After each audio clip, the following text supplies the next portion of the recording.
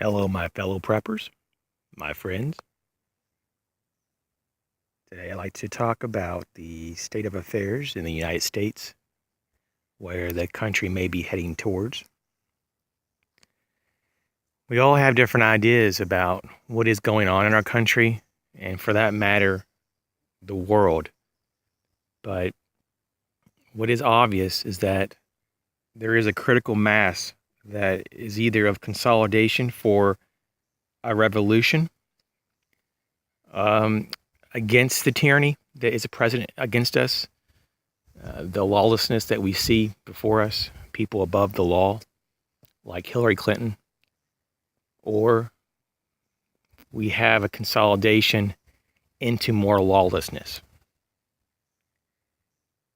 If this continues into lawlessness, the liberal agenda, this progressive ideology, will continue to manifest and break down society as we know it, the American way of life, and obviously that is the objective that they have. There is hatred for freedom, and there is hatred for the individuality you get when you have a constitutional free republic. So that's one option, or we can have a massive awakening and understand that this utopian ideology that the progressives put forth as some type of answer to all of our needs, which is completely hogwash, needs to be replaced with going back to the rule of law, constitutionality, and what it brings with it, the promotion of liberty and freedom.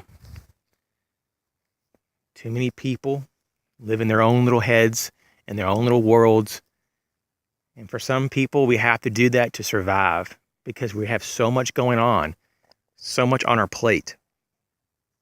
We're so distracted in our everyday happenings in our lives, trying to take care of ourselves, our families, trying to provide some extra income to enjoy life, that it gets very difficult to think outside the box of how to counter the attacks on our culture. The mass media is obviously in on this. This is something that's been going on for decades. And I think that the real changes started after the Federal Reserve came into power and started to issue our monies and our policies of our monetary types of decisions for the nation. These entities, these private banking cartels, do not represent us. They are not voted in by us. They rule by fiat and they create money by fiat. It is these sad facts that we have lived in for a little over 100 years now that take over from within. And you may not fully agree with these statements, but it's pretty much obvious if you study this at any degree. And that's just one more reason of why you need to be more prepared, because there's instability in the system, especially at this upcoming election. Do you want Hillary, a criminal, or do you want someone that doesn't have the full respect of the Constitution and the way of life, Donald Trump? Is Donald Trump a better pick than Hillary Clinton? Obviously. But are they good picks in general? Is he in particular a good pick? No. So what are the options? Well, you can pick maybe a third party, a libertarian, which would be good. The likelihood, though, of him winning is slim. But you can not vote at all and just say, I'm not going to be a part of it, because maybe you believe that there's voter fraud and it's all rigged to begin with, and maybe it's true. There really is no solution here, people. And so it's not a case that there isn't any hope. It's just a case that you have to be more self-reliant now than ever. So this should give you more motivation to continue to learn more skills, to be more prudent and more thrifty in your actions and thought, and to continue to make plans about how you're going to overcome these adversities. How are you going to maintain and instill in your family the values of what it is to be American when those are actually a taboo subject at the moment? So instead of division and divisiveness within each other and among each other, we should try to find common grounds, but we should not negotiate and surrender the things that make us who we are. So those are just some thoughts. I'm just upset because of I just found out though about Reed Hendricks. If you don't know about Reed Hendrick, he has a gun channel and basically a training facility, and he's a good guy, a very pro-constitutionalist historian and history lover.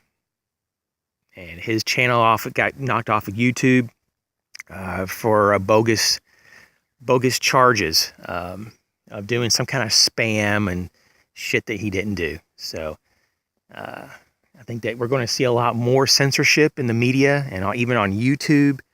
You know, our ability to speak openly is going to be continued to be reduced, just like our other freedoms. So we need to have the ability to network and to overcome these problems. It's because the last thing we really want is a revolution. The last thing we want to do is to actually have a war. I mean, war is hell, literally. And if you know any soldiers, or if you are a soldier, then you don't need me to tell you that war is not ever really something that you would want to consider. Is it something that eventually, if the tyranny gets so bad in the United States that the people have to rebel? And possibly, but that would be hell.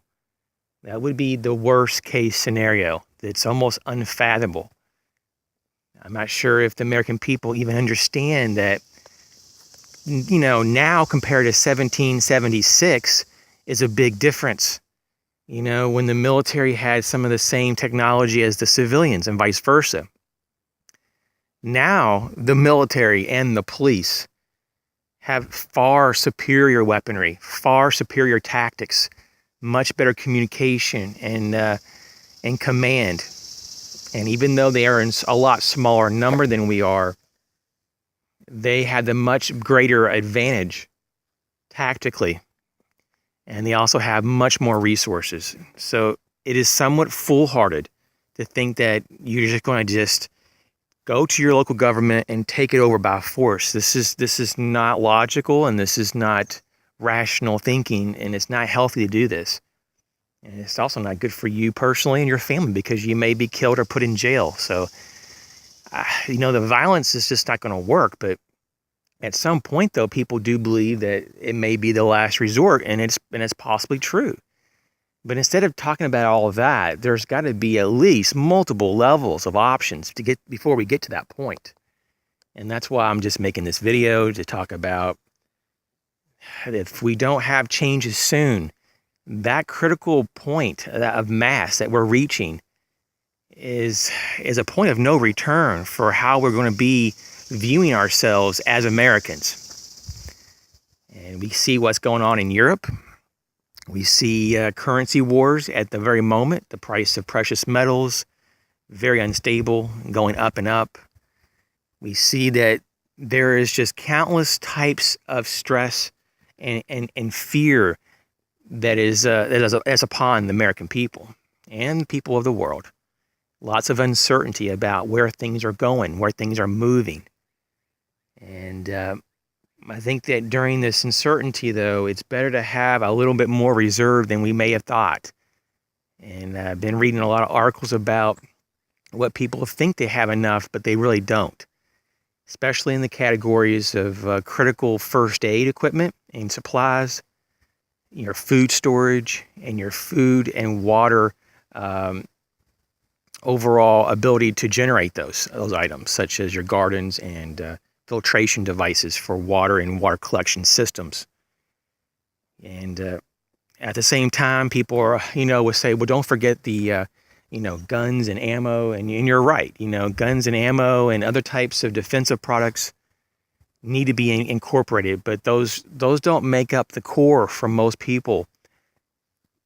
And you have to be mindful of having a balance in all your preps, and not just be like I've talked about in past videos, not just be single-minded and focus on just one category of prepping when there's literally handfuls of others to think about and to actually balance out.